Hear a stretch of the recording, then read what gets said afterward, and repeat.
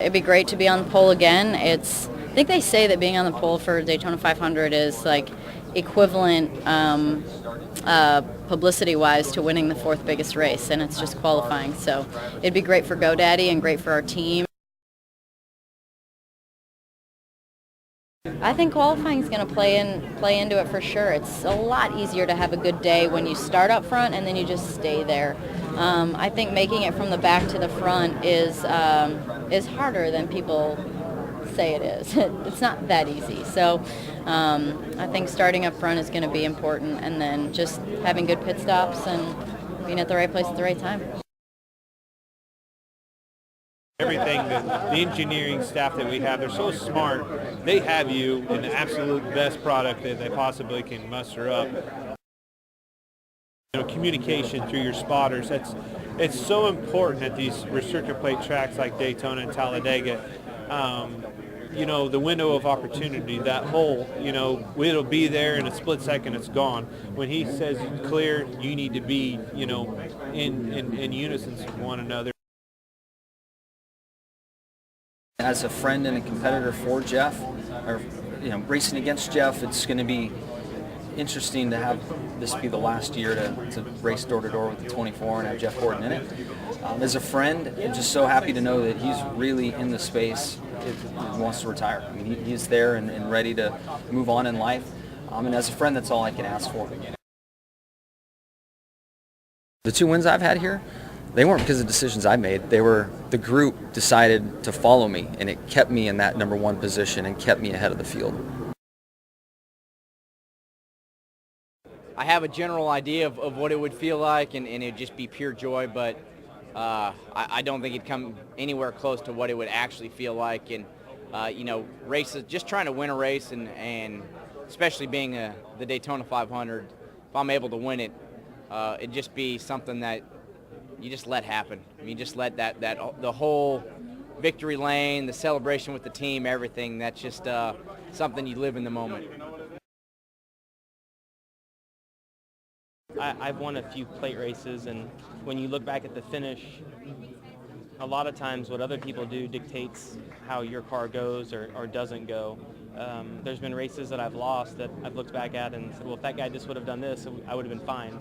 So there's a little luck involved in that, but ultimately it's about getting to the end and putting yourself in a position. It would mean a lot for anybody to win this race. This is our biggest race of the year, so biggest paycheck. So it'd be nice to win the Daytona 500 and put my name on the list of guys who've won this race. It's cool he was my childhood hero, growing up. Like, that was Jeff Gordon, my favorite driver, because he was the young guy. I was 7 years old and I was racing quarter midgets, but you never, really not in any other sport, do you ever get to play against the guy that you watched as a 7-year-old, because usually that person's gone and retired by then. Racing's cool because we get to do that.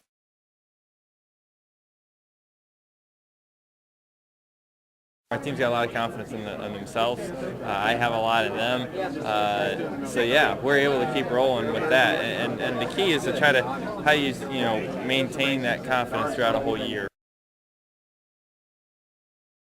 This is a tough race to win. I mean, yeah, I've won it 3 times, but things have changed so much since we last won it. The way you draft, the late cautions, the double file restarts, it really is a tough race. So just that in itself of how hard it is to win makes it very meaningful.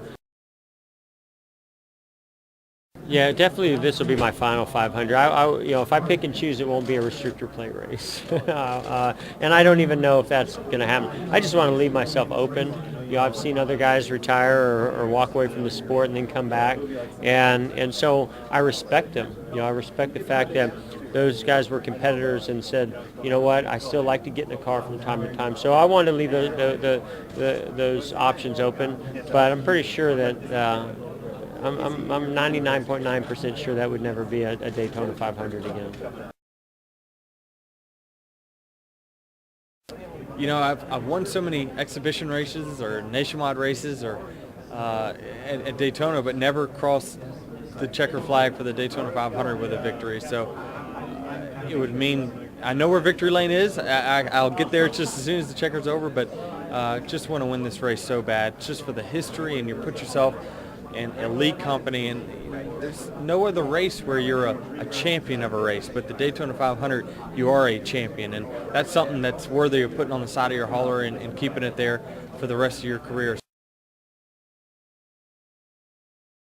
It's 200 laps of basically being Peyton Manning is what you have to do to win here, because you're constantly calling an audible, because there's so many things going on around you, and there's so many things that are changing around you that you have to adapt what your strategy is and what you're doing around it. So it's not as easy as saying this is the game plan, this is what we're going to do, and this is how we're going to execute it all day. It never works that way. There's always one of 42 other guys that always changes that plan to where you have to change it as you're going.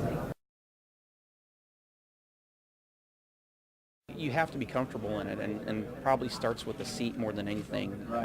And the seats nowadays are different than they were 10 years ago. They used to be, metal seats that had angles in them, and there's no flat angles in our bodies. So nowadays they're poured inserts, so they fit every inch of your body just right. And once they get those right, the rest of it's pretty easy. But everything has to be. Everything from your pedals, where your feet sit in the car, to how your head sits in the car, or your arms, everything has to be right. This whole off season's been about change, and it's pretty exciting for me. Definitely outside of my comfort zone, and I hope that this number 19 team's as fast as I think it's going to be. To pull into victory lane, and it's kind of just a life-changing moment if you can do that. We've been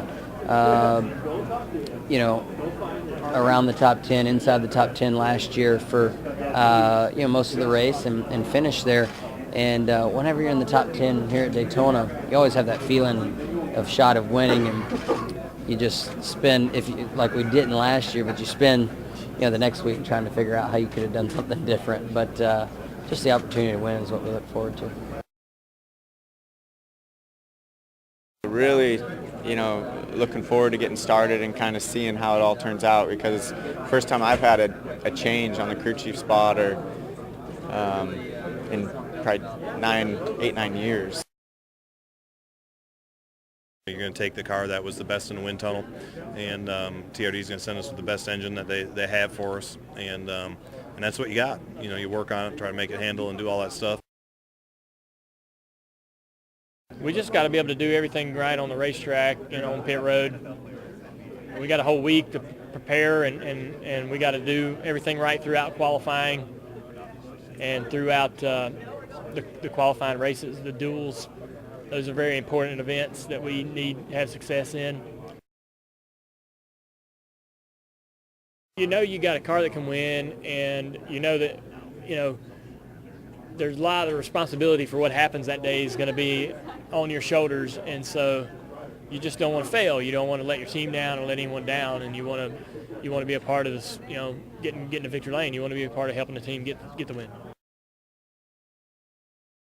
This race was sort of what put the sport on the map, and just how long it's been around, running on the beach with the old school stuff, and going to the asphalt, and coming here to the Speedway, the speed that then came about, and everybody chasing the pole down here with engines and aerodynamics and everything over the years. So it's been an important timetable and capsule that this sport was built on. This is probably one of the most stressful races that you get in the car for, no doubt. Just knowing that anybody has a chance to win. Anybody can win this race. It's a restrictor plate race, so about everybody's equipment is equal for those races, and it's tough. You be in the right position at the right time, and get yourself to the end. You're going to have a chance to win the Daytona 500. It's going to be strange, I'm telling you. 2010, when I got to race against him for the first time, it was a really weird feeling when I was passing him at Texas, thinking there's my childhood hero that I'm getting to race with. So it'll be strange without him out there. But man, it's been such a blessing to get to race against my childhood heroes. During the victory lane here, it was surreal, and even at the moment I was thinking, okay, you got to take all this in, because everybody tells you got to take it in, but it's impossible to take it all in. Just all the stuff that's going on, and just the pure joy. I look at the pictures, and you don't get a much bigger smile than that.